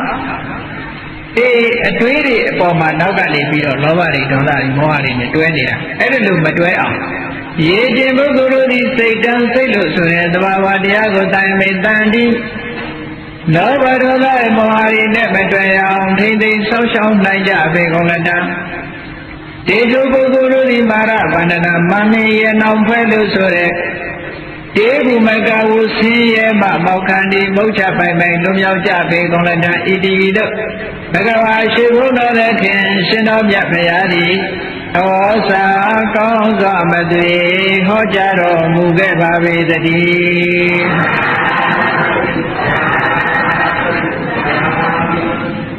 အဲ့ဒီစိတ်လေးကိုလောဘဒေါသမောဟဆိုတဲ့ကိလေသာတွေနဲ့မတွဲအောင်ထိန်းလိုက်တဲ့ လောဘဒေါသမောဟဆိုတာသူ့ဘာသူဖြစ်လာတာမဟုတ်ဘူးစဉ်းစားလို့အာယုံပေါ်မှာတွေးပြီးတော့ဆင်ញင်မှဖြစ်လာတာနော်အဲ့ဒါလို့ဆင်ញင်ပြီးတော့လောဘဒေါသမောဟဖြစ်အောင်မလုပ်နဲ့မတွဲစေနဲ့မတွဲရအောင်ထိမ့်သိမ်းဆောက်ရှောက်ပါတဲ့အဲ့ဒါလို့ထိမ့်သိမ်းဆောက်ရှောက်မယ်ဆိုလို့ရှိရင်စိတ်ဒီလောဘနဲ့မတွဲဒေါသနဲ့မတွဲမောဟနဲ့မတွဲလောဘနဲ့မတွဲရလို့ရှိရင်အလောဘဆိုတဲ့လောဘရဲ့ဆန့်ကျင်မဲ့သဘောတရားတွေမိမိရဲ့စိတ်ထဲမှာပေါ်လာလိမ့်မယ်နော်အလောဘဖြစ်နေလို့ရှိရင်လောဘမဖြစ်နိုင်ဘူးအဒေါသလို့ခေါ်တဲ့ဒေါသကင်းစင်မေတ္တာသဘာဝတရားတွေဝင်နေလို့ရှိရင်ဒေါသမဖြစ်ဘူးအမောဟလို့ဆိုတဲ့အသိဉာဏ်တွေဝင်နေလို့ရှိရင်မောဟမဖြစ်ပါကုသိုလ်တရားအလုံးရဲ့အမြစ်ဟာအလောဘအဒေါသအမောဟသာဖြစ်တယ်အလောဘအလောဒအမောဟတို့သည်လောဘဒေါသမောဟဆိုတဲ့အကုသိုလ်ရဲ့အမြစ်၃မျိုးကိုဖယ်ရှားနိုင်တယ်စိတ်ကိုထိမ့်သိမ်းဆောက်ရှောက်အောင်တဲ့အဲ့ဒါလိုထိမ့်သိမ်းဆောက်ရှောက်လို့ရှိရင်မြတ်စွာဘုရားသခင်ကိုရောမြတ်ကမောက္ခန္တိမာရဗန္ဒနာမာရဗန္ဒနာကိလေသာရဲ့ထောင်ကြီးတဲ့ဘုန်းကြီးတို့တွေနေကြရတာဟာတဘာဝနဲ့တေချာကြည့်ပဲဆိုလို့ရှိရင်တန်တရားဒီဟုသောထောင်ကြီးထဲမှာနေနေကြရတာဟုတ်ကဲ့တေချာစဉ်းစားကြည့်လွတ်ရမရှိဘူးနော်ဘာဖြစ်လို့လွတ်ရမရှိလဲလို့ဆိုလို့ရှိရင်ဒီထောင်ထဲမှာဘယ်လိုကျင်လဲနေကြရလဲဩမိဘစီအလေးပြီးတော့မွေးဖွားလာငယ်ငယ်ကနေမွေးပြီးတော့တဖြည်းဖြည်းအိုးလာပြီးတော့နာပြီးတော့တည်သွားပြန်တည်သွားပြီးဘာလို့ပြန်တော့တစ်ခါပြန်ပြီးတော့တန်တရားထဲမှာပြန်ဖြစ်ဖြစ်ရဘဝမှာတစ်ခါအိုးပြန်နေနာပြန်နေတည်ပြန်နေ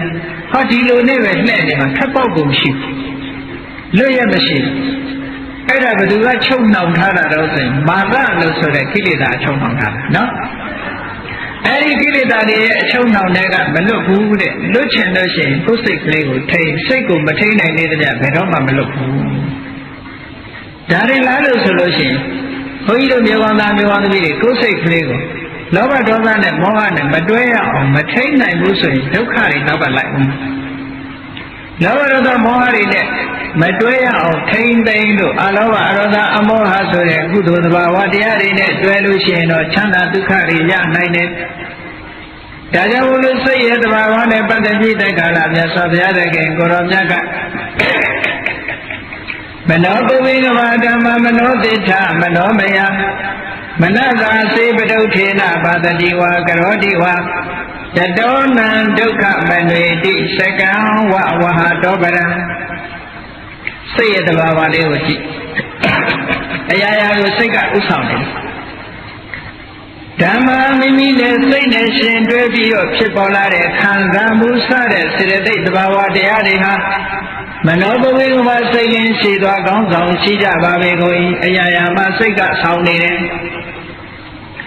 ခံစားချက်တွေရဲ့ရှေ့ကစိတ်ရှိတယ်နော်စိတ်ကိုမိတွယ်ပြီးတော့မှခံစားချက်စတဲ့စေတနာတွေဖြစ်ရတယ်မနောပဝေကမစိတ်ရင်းရှိသွားရှိကြပါပေကုန်၏မနောသေထာစိတ်ဒီဟုသောအကြီးအကဲရှိကြပါပေကုန်၏မနောမယစိတ်ဖြင့်ပြီးကြပါပေကုန်ဝါစိတ်ကဖန်တီးထားတဲ့အရာတွေဒါဖြစ်ပါပေတော့၏သဘာဝတရားကိုစဉ်းကျင်စဉ်းစားကြည့်ခံစားချက်စတဲ့သဘာဝတွေလောဘဒေါသမောဟစတဲ့သဘာဝတွေဘယ်သူကရှေ့ဆောင်သွားတော့ဆိုရင်စိတ်ကနေရှေ့ဆောင်သွားတာစိတ်ကနေရှေ့ဆောင်သွားပြီးတော့စိတ်ကြောင့်မို့သူတို့ဖြစ်နေကြရတာအေးအဲ့ဒါလို့ဆိုလို့ရှိရင်ကိုယ့်ရဲ့တဏ္ဍာမှာရှိတဲ့စိတ်ကလေးကိုမကောင်းတာတွေနဲ့မတွဲအောင်ထိန်းလို့မရပေဘူးလားအကယ်၍မထိန်ဘူးစိတ်ကလေးဟာမကောင်းတဲ့အခြေအနေတွေနဲ့မကောင်းတဲ့စေတသိက်တွေနဲ့ရှင်တွဲသွားလို့ရှင်အဲ့ဒီစိတ်ကလေးကိုဗဒုဋ္ဌစိတ်တဲ့ပျက်စီးသွားတဲ့စိတ်ကိုခေါ်တယ်နော်လောဘတွေနဲ့ရှင်တွဲ၍နေမယ်ဒေါသတွေနဲ့ရှင်တွဲ၍နေမယ်မောဟတွေနဲ့ရှင်တွဲ၍နေမယ်အဲ့ဒီစိတ်လေးဟာဗဒုဋ္ဌစိတ်ဒါကြောင့်ဘုရားမြတ်စွာဘုရားသခင်ကိုရောမြတ်ကပတုထေနလောဘဒေါသမောဟတို့ကြောင့်ပျက်စီး၍သာတော်မနတာစိတ်ဖြင့်စေဝတတိဝါအကံရိပ်မူလေးပြောဆိုလိုက်မယ်ဆိုရင်စေတဝတိဝါအကုန်ရင်တစ်စုံတစ်ခုကိုပြုလိုက်လို့မယ်ဆိုလို့ရှိရင်ဟောစိတ်ကလေးမှာသူ့ဘာသူသဘာဝအတိုင်းမနေပဲနဲ့ ထိုစိတ်ကလေးဟာအတွေးအကြံတွေရဲ့နောက်လိုက်ပြီးတော့လောဘဖြစ်သွားမယ်လောဘကြောင့်ထိုစိတ်ကလေးကညှဉ်းနှွမ်းပြီးတော့ပျက်စီးသွားမယ်ဒေါသနဲ့ရှင်တွဲလိုက်လို့စိတ်ကလေးကညှဉ်းနှွမ်းသွားမယ်ဆိုလို့ရှိရင်အဲ့ဒီညှဉ်းနှွမ်းသွားတဲ့ပဋိဋ္ဌာစိတ်ကလေးနဲ့ဘာပဲပြောပြောအကောင်းမပြောတော့ဘူးတဲ့နော်အဲ့ဒီလောဘဒေါသနဲ့ရှင်းလာတဲ့စိတ်ကလေးကအဲ့ဒီစိတ်နဲ့စကားပြောပြီးဆိုရင်ဘာတွေပြောတော့ဝစီတုစရိုက်လိန်ပြောမယ်ဟုတ်ကလားမုဒ္ဒဝါဒပိတုနာဝါစာတယောက်နဲ့တယောက်မတည့်အောင်ခုံတိုက်မယ်သုဒဝါစာနေမငါစဆေးရင်မယ်တန်ခါပလာပအကျိုးမရှိတဲ့စကားတွေပြောဟောဝစီတုစရိုက်လောဘနဲ့တွဲလာပြီးတော့လောဘနဲ့ရှင်တွဲနေတဲ့စိတ်ရှိတဲ့ပုဂ္ဂိုလ်ဒီဘယ်တော့မှအကောင်းမပြောတော့ဟုတ်ကဲ့ဒေါသနဲ့ရှင်တွဲပြီးတော့လာတဲ့ပုဂ္ဂိုလ်ကလည်းပြောသမျှစကားဟာဒုစရိုက်ကလွတ်တဲ့စကားမရှိဘူးထို့တူပဲလှုပ်လိုက်လို့ရှိရင်မကောင်းတာပဲလှုပ်တယ်ဒါကြောင့်မလို့မြတ်စွာဘုရားသခင်ကိုရောမြတ်ကဘဒုထေနလောဘဒေါသမောဟစသည်ကြောင့်ပျက်စီးနေသောမနရစိတ်ဖြင့်စေပါတတိဝါအကယ်၍ပြောဆိုမူလီပြောဆိုညစေကရောတိဝါတစုံတစ်ခုကိုမူလီပြုလုပ်ညတတော်ထိုသို့ပြုလုပ်ပြောဆိုခြင်းကြောင့်နံပကလန်ထိုပုဂ္ဂိုလ်တို့ဒုက္ခဆင်းရဲသည့်အနွေတိချက်ချပကွာလိုက်ပါ၍နေလေတော့၏ဟောလောဘစိတ်ဒေါသစိတ်လောဘနဲ့ရှင်တွဲတဲ့စိတ်ဒေါသနဲ့ရှင်တွဲတဲ့စိတ်မောဟနဲ့ရှင်တွဲတဲ့စိတ်ကြောင့်မပြောသင့်တာပြောမိပြီဆိုရင်ထိုပြောမှုကြောင့်ဒုက္ခမရောက်ဘူးလားဒီလောကမှာဒုက္ခရောက်နေတာပါဇက်ကနေမပြောသင့်တာတွေပြောမိလို့ဒုက္ခရောက်တဲ့လူတွေမရှိဘူးလားမရောက်ဘူးလားဒီလောကမှာဒုက္ခရောက်နေတာပါဇက်ကနေမပြောသင့်တာတွေပြောမိလို့ဒုက္ခရောက်တဲ့လူတွေမရှိဘူးလားအများကြီးပဲ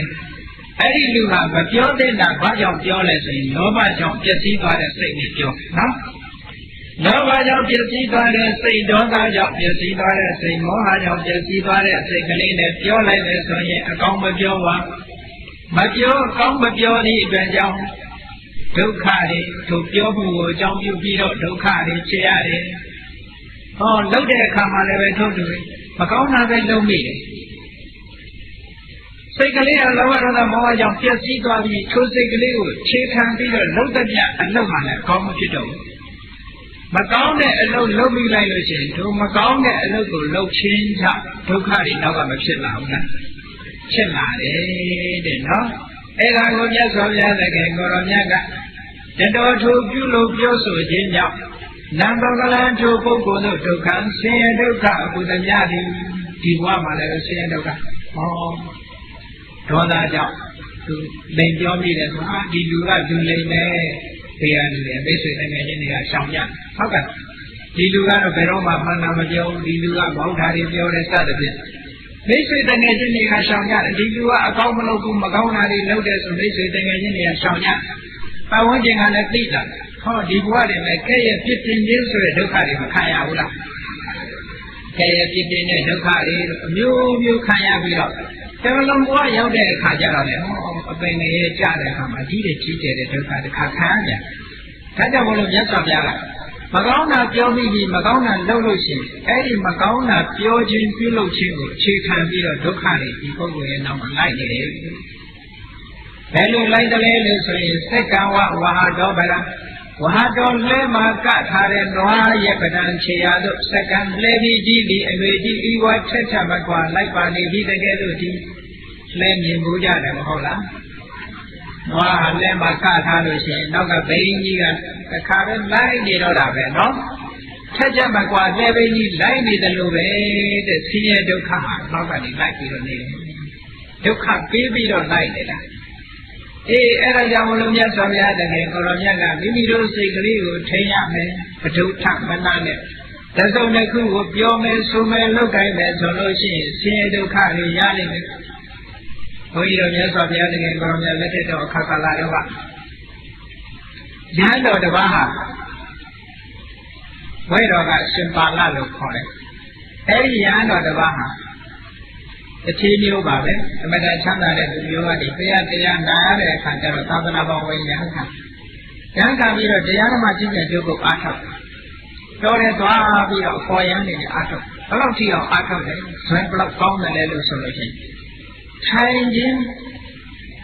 သွားခြင်းရက်ခြင်းဆိုတဲ့ဣရိယာပုသုံးပါးတယ်လျှောင်းခြင်းဆိုတဲ့ဣရိယာပုပယ်လိုက်သူ့တက်တာတရားအထုတ်နေတဲ့အချိန်တွင်တော့ဘယ်တော့မှကြောခင်းပြီးတော့မအိပ်ဘူးထိုင်ပြီးတော့တရားအထုတ်မယ်ဉာဏ်ဉာဏ်လျှောက်ပြီးတော့တရားအထုတ်ဆွဲကောင်းကောင်းနဲ့တရားအထုတ်လိုက်တာဘာဖြစ်လာလဲလို့ဆိုလို့ရှိရင်နှစ်လလောက်တရားအထုတ်လိုက်တဲ့အချိန်မှာမျက်စိယောဂရတယ်ဘုန်းကြီးတို့ပြောအောင်သားပြောအောင်သူတွေစဉ်းစားလိုက်ပဲတရားအထုတ်လို့မျက်စိယောဂရတယ်လို့ထင်ကောင်းထင်တယ်မဟုတ်ဘူးနော်တရားအထုတ်လိုက်တဲ့အခါမှာသူမျက်စိယောဂရတာအကြောင်းတရားကဘာလဲလို့ဆိုမအိပ်မနေပဲနဲ့တရားအထုတ်လာတဲ့အတွက်ကြောင့်အတိတ်ဘဝကချွလွန်ခဲ့တဲ့ပြစ်မှုဆင်းရဲဒုက္ခကိုပေးဖို့ရောက်ပါတယ်အဲ့ဒါနဲ့မျက်စိယောဂရပြီးတော့နောက်တော့မျက်စိကွယ်သွားတဲ့အချိန်ရောက်ပါအဲ့ဒီယဟန်တော်မှာမျက်စိလည်းကွယ်သွားရောကိလေသာအတော်တွေကုန်ပြီးတော့ယဟန်တာဖြစ်သွားတယ်မျက်စိမကွယ်အလင်းမရတဲ့အချိန်မှာယဟန်တာကြီးဖြစ်သွားတယ်မျက်စိကွယ်သွားတာရဲ့ယဟန်တာဖြစ်တာရဲ့ကြိုင်နဲ့ဖြစ်သွားနော်အေးယဟန်တာဖြစ်တော့တရားတွေကောင်းရင်တန်းတယ်ဘာဖြစ်လို့မျက်စိကွယ်ရတော့ဆိုတော့အတိတ်ဘဝကဆင်းရဲဒုက္ခလိုက်နေပုံကိုရှိတခုသောဘဝမှာသူကဆေးဆရာတတ်ဖြစ်တယ်မျက်စိအထူးခုဆရာပေါ့မျက်စိအထူးခုဆရာကအမတန်ကောင်းလာတဲ့အစွမ်းထက်တဲ့မျက်စင်းနဲ့မျက်စိခုကိုသူဆေးပြောစုံနဲ့ကြေးပါတယ်လှဲပြီးတော့မျက်စိရောဂါခုရွာတရားရောက်တဲ့အခါကျတော့အမျိုးသမီးတယောက်ကမျက်စိမကောင်းဘူးမျက်စိမကောင်းတော့အဲ့ဒီအိမ်ရောက်တဲ့အခါကျတော့အဲ့ဒီယောဂအကြောင်းဆွေးနွေးပြီးတော့မျက်စိအထူးခုဆရာကဗာပြောတော့ဆိုလို့ရှိရင်ဒီယောဂဒီမျက်စိကိုကျွန်တော်ရအောင်ခုပိန်မယ်ခုရင်ဆေးဘဝကဘယ်တော့ပေးမလဲတဲ့စကားပြောတယ်နော်အဲ့ဒါလိုစကားပြောတဲ့အခါကျတော့မျက်စိယောဂဖြစ်နေတဲ့အမျိုးသမီးကဗာပြောတော့ဆိုဆရာရဲ့ပြောင်းအောင်သာခုပါဓမ္မမျက်စိပြောင်းလို့ကတော့လူကိုယ်တိုင်ကြုံခံပါမယ်သူကလည်းစကားလုံးကြီးကြီးနဲ့ပြောလိုက်တာပေါ့နော်စကားလုံးအောင်ပြောတာလူကိုယ်တိုင်ကြုံခံပါမယ်မိုက်ခံတော့မပြောနဲ့မျက်စိသာပြောင်းအောင်ကိုလူကိုယ်တိုင်ကြုံခံမယ်ဆိုတော့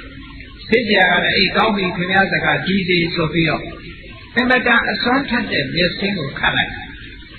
တဲ့ကတစ်ချိန်ခိုက်ရုံနဲ့သူ့မျက်စိယောဂကပြောင်းအဲ့ဒါလို့ပြောင်းသွားတဲ့အခါကျတော့ထိုမျိုးသမီးကသူ့စကားနဲ့သူစကားတော်ကြုံဖြစ်ဆို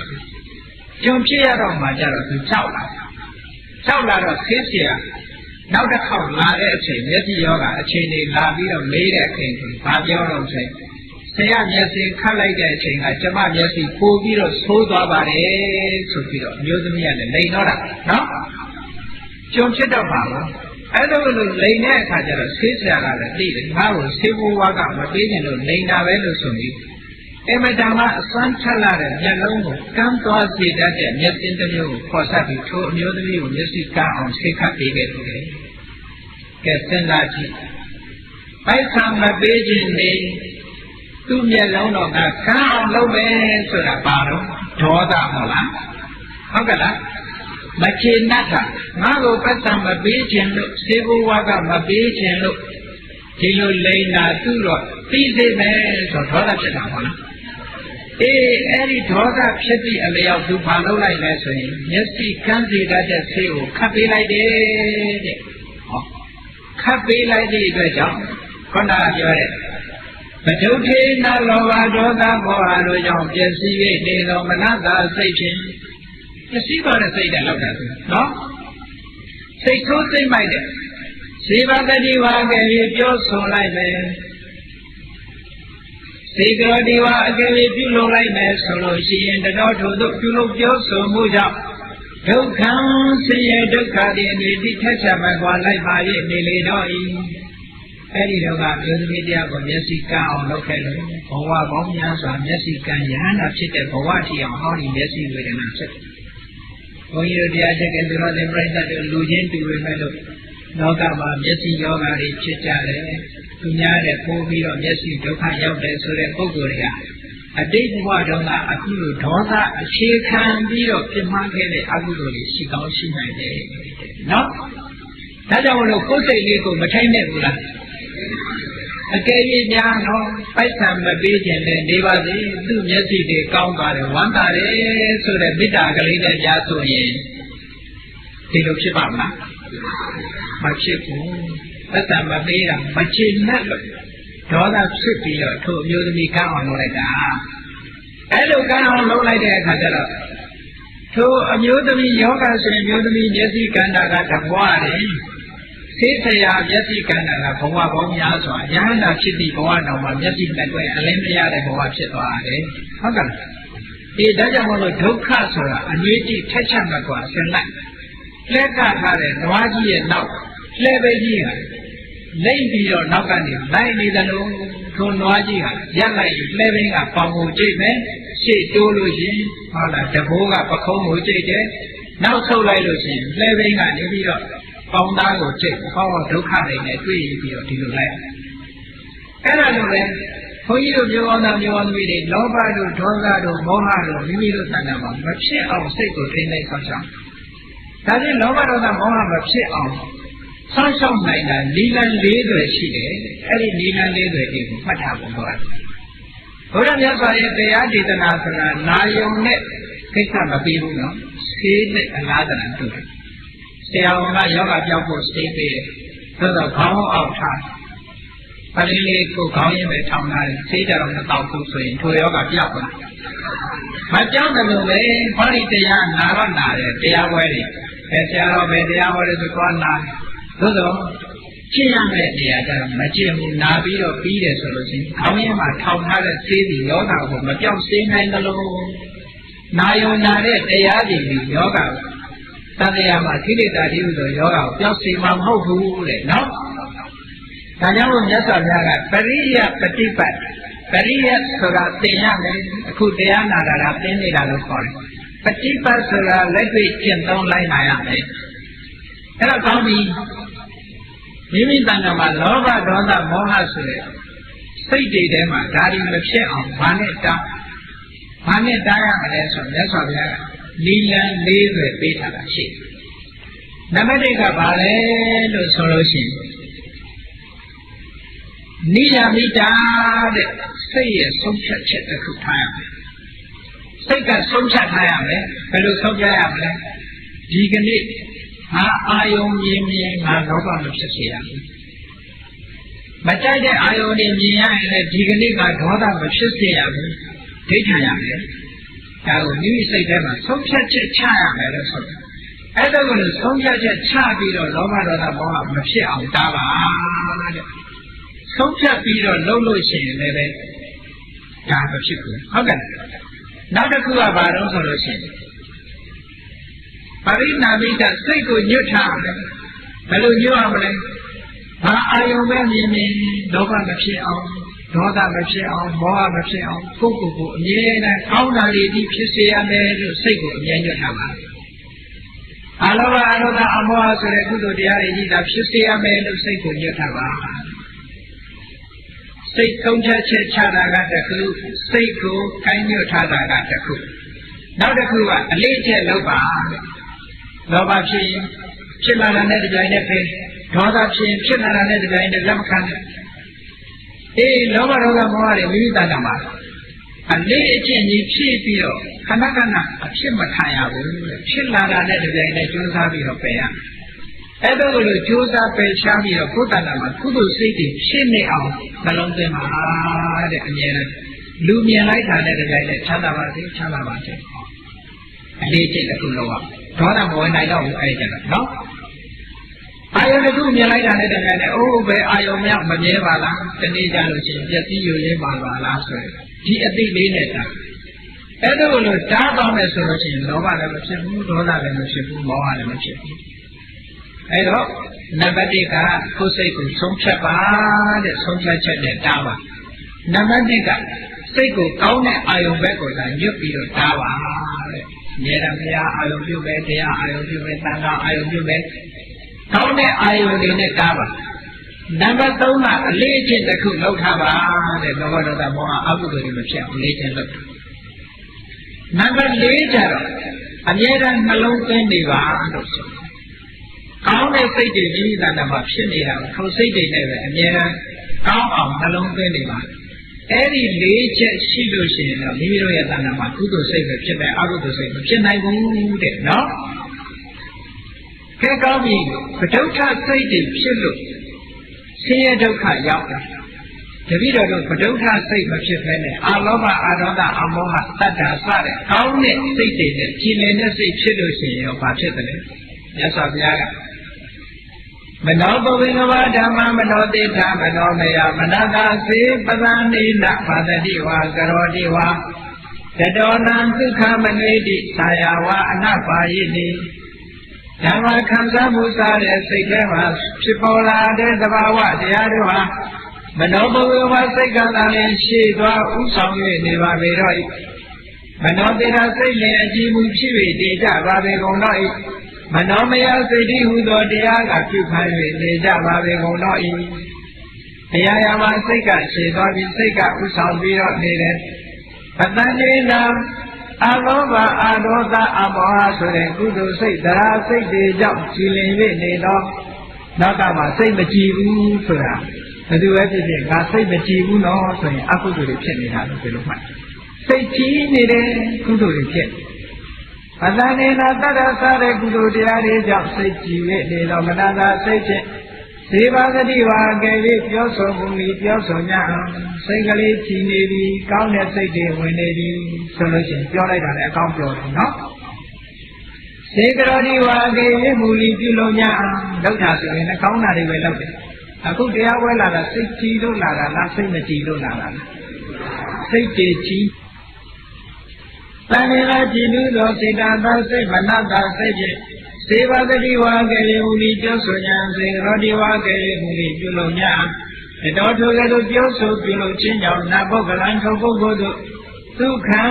ချမ်းသာဒုက္ခအမှုသမျှသည်စိတ်ကြည်နေတဲ့ပုဂ္ဂိုလ်ကဘာပြောပြောအပြစ်ကင်းတာပြောတယ်ဘာလို့လို့အပြစ်ကင်းတာတွေလုပ်တယ်ဟောအပြစ်ကင်းတာလုပ်တဲ့ပုဂ္ဂိုလ်တရားဒုက္ခရောက်ပါလား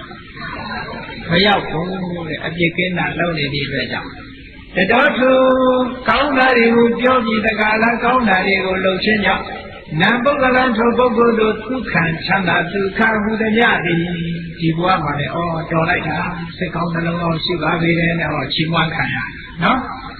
ဒီဘဝမှာလည်းလူတကာကချီးမွမ်းလူတကာကချီးညိုနောက်ဘဝရောက်တဲ့အခါမှာလည်းချမ်းသာဒုက္ခရတဲ့ဒုက္ခရှိတဲ့ဘုံဌာနတွေမှာရောက်ရတယ်တဲ့ဒုတိယနတ်ပြည်ဓမ္မပြေစတဲ့နောက်ဆုံးမှာနိဗ္ဗာန်ချမ်းသာဖြစ်အောင်ချမ်းသာဒုက္ခရဒုက္ခချမ်းသာဒုက္ခဒီအတွေ့အထိထက်ထမကွာလိုက်ပါရဲ့နေလေတော့ဤ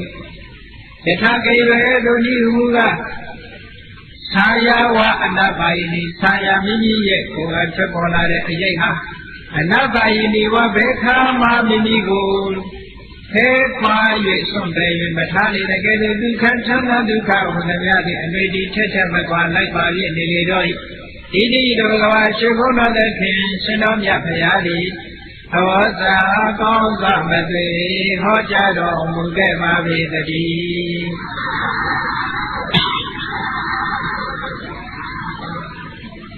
်းဒါကြောင့်မို့လို့အရာရာကစိတ်ကဥဆောင်ပါကြည်လင်တဲ့စိတ်ကလေးနဲ့ဘာလို့လို့ကောင်းတာတွေဖြစ်တယ်ဘုရားမြတ်စွာလက်ထက်တော်အခါကာလတုန်းကမျိုးကောင်းသားလေးတရားသူကအမတန်ချမ်းသာတဲ့တထေသားပဲသို့တော့သူ့ဖေကကတ်သိန်းနေသိကြီးကနှမျောတဲ့လူကြီးဘယ်သူမှမပေးဘူးဒါကြောင့်သူ့ကိုဘယ်သူမှမပေးတဲ့အတွက်ကြောင့်အတ္တိဏပုပ္ပကလို့နာမည်တက်ထားကြတယ်ဘယ်သူကမှဘာမှပေးလို့မရှိတဲ့ပုဂ္ဂိုလ်နော်နှမျောလိုက်တာတော့ဘယ်လောက်ထိနှမျောတော့တနေ့ကျတော့သူ့သားလေးကလည်းတယောက်တည်းရှိတယ်အဲ့ဒီသားကလေးကိုတော့တတဆင်ပေးခြင်းပါရဲ့ဆင်ပေးပြီမဲ့လို့ပရိစ္ဆရာကိုအပ်ပြီးတော့လှပ်ပါတဲ့လက်ဝတ်ထားတာလေးလုပ်ရင်သက်ဆိုင်ကုန်မှာဆိုလို့သူ့ဘာသူတတ်တဲ့ပညာလေးနဲ့လုပ်ပြီးနှောင်းကိုလည်းဆင်းလုံးကျော်ရွှေလုံးကြီးလုပ်ပြီးနှောင်းပန်ပေးထားတယ်ဒါကြောင့်မလို့အဲ့ဒီကလေးလေးကိုဆင်းလုံးကျော်နှောင်းကြီးဟုတ်လားသူများလို့လှလှပပပုံတန်တာမဟုတ်ဘူးရွှေချောင်းကိုလိပ်ပြီးတော့ထားတယ်ဆင်းလုံးကျော်နှောင်းပန်ထားလို့မထကုံတတိလို့ဒီလိုခေါ်တယ်အဲ့ဒီဒါတော့နှမျောတဲ့တစ်ချိန်ဟာဒီနေ့ကျတော့တဝိသောသားလေး16နှစ်အရွယ်ရောက်တဲ့အခါယောဂဖြစ်အခုခေတ်ဆိုလို့ရှိရင်ဘာယောဂလဲဆိုသူက jaundice လို့ခေါ်တဲ့ပါတယ်ဒီ အတဝါအသေးရောင်ယောဂမျိုးဖြစ်တယ်နော်အတဝါယောဂဖြစ်တယ်အတဝါအသေးရောင်ယောဂဖြစ်တာကိုဆရာဝန်တွေဆေးသမားတွေခေါ်ပြီးတော့ဆေးခွင့်ပိုက်ဆံကုန်မှာနှမျောဒီအတွက်ကြောင့်ဒီယောဂဘာလဲပြောက်တော့ဆေးစရာတွေသွားပြီးတော့ဆေးဆရာတွေကလည်းကောင်းအောင်ပြောကြတာပေါ့ဆေးပြီးတို့တွေပေးဆေးပြီးတို့တွေပေးတော့အဲ့ဒါတွေနဲ့တိုက်ယောဂကတဖြည်းဖြည်းပြင်းထန်လာခုလိုမရတဲ့အခြေအနေရောက်အဲ့ကြတော့မှဆေးဆရာပဲပြီးတော့ဆေးဆရာတွေကဘယ်သူမှလက်မခံတော့ဘယ်သူကမှတောင်းရင်မခုတော့နောက်ဆုံးမှဒီကလေးလေးဟာရေတိမ်နစ်ပြီးတော့တရားမဲ့အခြေအနေမျိုးရောက်ပါတယ်နော်အဲ့လိုတရားမဲ့အခြေအနေရောက်တော့လေဒီလူကြီးကဘလောက်နှမျောတယ်လဲလို့ဆိုလို့ရှိရင်သူကတထေးဆိုတော့လူတွေကတော့တထေးအိမ်ဆိုတော့လာခြင်းရမှာပေါ့လေဒီကလေးလေးနေမကောင်းတာလာမေးတဲ့အခါကျတော့သူ့ပစ္စည်းတွေလူမြင်မှဆိုလို့လေဒီကလေးအိမ်အပြင်ထောက်တာအဲ့ဒီအချိန်မှာမြတ်စွာဘုရားသခင်ကိုရောမြတ်ကဒီကလေးရဲ့အခြေအနေကိုမဟာကရုဏာသဘာဝကထားတဲ့အခါမြင်တော့မြတ်စွာဘုရားကနန္ဒမောတအလင်းရောက်တဲ့သံဃာတော်တွေခြံရံပြီးတော့ထိုအိမ်ရှိရလမ်းမဘက်ကိုဆောင်းကန်ကြတော့ဒီကလေးလေးဟာယောဂဝေဒနာတွေကနှိမ့်ဆက်ထားတော့မိန်မောပြီးတော့အိမ်ဘက်လှည့်ပြီးစောင်းရက်လေးအိတ်မြတ်စွာဘုရားကတရားဘက်ကိုမကြည့်တော့ရောင်ကြည့်တော့လွှတ်လိုက်တော့အလင်းရောင်ဝိုးကနေဝင်းကနေသူ့မျက်စိထဲမှာမြင်လိုက်တော့လှည့်ပြီးတော့ကြည့်တဲ့အခါဘုရားနဲ့သံဃာတွေကိုသူဖူးတွေ့လိုက်ရတယ်ဖူးတွေ့လိုက်ရတာနဲ့လက်အုပ်ကလေးပဲခြိနိုင်တယ်သူဘာမှမလုပ်နိုင်ဘူးနော်ခြိနူးတဲ့စိတ်ကလေးနဲ့ဘုရားမှုကြီးတဲ့သံဃာတော်တွေကြွလာတယ်လူကျင်လိုက်တာဒါပေမဲ့ငါမထနိုင်တော့ဘူးဆိုပြီးတော့လက်အုပ်ကလေးနှစ်ဖက်ရှက်လိုက်ရင်းကနေမျက်လုံးလေးပိတ်ပြီးတော့သုတိစိတ်ကြပါတယ်ဒီကလေးအဲ့လိုတည်သွားတဲ့အခါဘာသွားဖြစ်တော့ဆိုတာဝိနာနတ်ပြည်မှာနတ်သားသွားဖြစ်တယ်ကြီးညိုစိတ်ကလေးဘယ်တော့တန်ဖိုးရှိတယ်မိနစ်ပိုင်းစက္ကန့်ပိုင်းကလေးမှာဖြစ်တဲ့ကြီးညိုစိတ်နော်အဲ့ဒါကိုပြောတာပတ္တနာစိတ်ကကြီးညိုတဲ့စိတ်ပတ္တနေနာတတ္တာတို့အလောဘတို့အမောဟတို့အာဒေါသအလောဘအမောဟဆိုတဲ့ကုသိုလ်တရားတွေနဲ့ကြည်လင်နေတော့မနတာစိတ်ဖြင့်စေဘာတတိဝါအကယ်၍ပြောဆိုမှုလေးပြောဆိုညစေတော်ဒီဝါအကယ်၍မူလေးပြုလို့ညစိတ်ကလေးကကြည်နူးနေတဲ့အခါမြတ်စွာဘုရားကိုလက်အုပ်ချီလိုက်တယ်အကယ်၍စိတ်မကြည်နူးဆိုလက်အုပ်ချီပါဘူးမချီဘူးဆဲတော်ဆဲခြင်းဆဲလိုက်တယ်ဟုတ်ကဲ့မကြည်နူးတဲ့ပုဂ္ဂိုလ်ဆိုလို့ရှိရင်ဘုရားတော်ဂဲနဲ့ပေါက်တာရှိတယ်ပေါ့လားစိတ်ကလေးကြည်နူးနေသည့်အတွက်ကြောင့်လက်အုပ်ကလေးရှက်လိုက်တယ်ရှက်လိုက်တဲ့အချိန်လေးမှာမျက်လုံးလေးနှလုံးပိတ်ပြီးတော့သုတိစိတ်ချပါတတော်ထိုးရဲ့တို့လည်းဥကလေးခြီလိုက်ရတဲ့ကုသိုလ်ရဲ့ဆွမ်းအားကြောင့်နံပုဂ္ဂလောထုမထကုဏ္ဍလိဆိုတဲ့အမျိုးကောင်းသားရဲ့နောက်ဘုဒုက္ခနတ်စည်းစိတ်ဆိုတဲ့ချမ်းသာဒုက္ခတွေအတွေ့အထိလိုက်ပါ၍သွားလေတော့စိတ်ကလေးကလောက်တန်ဖို့ရှိတယ်နော်အဲ့ဒါကြောင့်မလို့ဘုန်းကြီးတို့မျိုးကောင်းသားမျိုးကောင်းသမီးတွေပဋုဋ္ဌစိတ်ဆိုတဲ့စိတ်မိမိတို့တဏ္ဍာမှာမဖြစ်အောင်တာပတ္တနာစိတ်ဆိုတဲ့ကုသိုလ်စိတ်ကြီးမိမိတို့တဏ္ဍာမှာဖြစ်နေအောင်ထိမ့်သိမ့်ပါတဲ့အဲ့ဒီလိုမှမထိမ့်သိမ့်နိုင်ဘူးဆိုရင်ပဋုဋ္ဌစိတ်ကြီးဖြစ်ပြီးပဋုဋ္ဌစိတ်နဲ့သိမဲ့ဆိုရင်အပင်ငယ်ရတိချာနော်ဒီဒါကြောင့်မလို့ပတ္တနာစိတ်မိမိရဲ့တဏ္ဍာမှာဖြစ်နေအောင်စိတ်ကနေပြီးတော့လောကကြီးကိုဆောင်းနေတာဖြစ်သောကြောင့်မိမိတို့ရဲ့စိတ်ကလေးကိုအစဉ်သာဝရကြည်လင်ကြီးစကားလာနေအောင်လုပ်ကြရလိမ့်မယ်။ရေစိတ်တံတန်ရဲ့မေတ္တာတိမောက္ခန္တိမာရဗန္ဒနာရေခြင်းပုဂ္ဂိုလ်တို့ဒီစိတ်တံမိမိရဲ့စိတ်ကိုနိုင်မယ်။နန္ဒီလောဘဒေါသမောဟတွေနဲ့ကျွဲ၍မသွားရနေအောင်ထိမ့်သိမ်းဆောင်တည်နိုင်ကြပေတော်လည်းတည်းဒီထုံမိမိတို့စိတ်ကိုထိမ့်သိမ်းဆောက်ရှောက်နိုင်တဲ့ပုဂ္ဂိုလ်တို့ဒီမာရဗန္ဒနာကိလေသာတိဟုသောမမင်းရဲ့အနောက်ဘက်တို့ဆိုတဲ့သံဃာဝဆင်းရဲမှာမောက္ခန္တိဘုရားပိုင်လွတ်မြောက်နိုင်ကြပေကုန်လည်းညီဟု၍ဘဂဝါရှိခိုးတော်တဲ့ခင်ရှင်တော်မြတ်မယားသည်သောစာကောင်းစွာမသိဟောကြားတော်မူခဲ့ပါပေသတည်း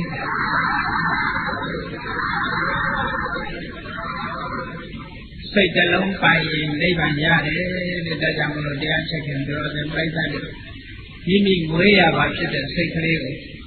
လောဘဒေါသမောဟတွေနဲ့မတွဲစေပဲနဲ့အလောဘအလောဘအမောဟဆိုတဲ့ကောင်းတဲ့သဘာဝတွေနဲ့တွဲအောင်အမြဲတမ်းတတိထားပြီးတော့ကြိုးစားကျင့်ကြံနိုင်ကြပါစေကုန်သတည်း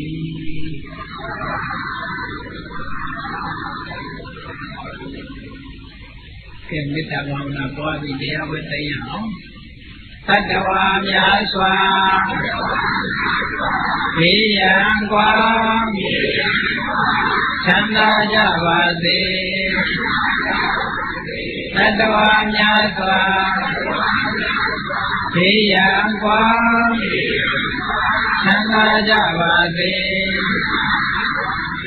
မေတ္တာရေချမ်းသုံးပါးဖြံငြိမ်းချမ်းကြပါစေ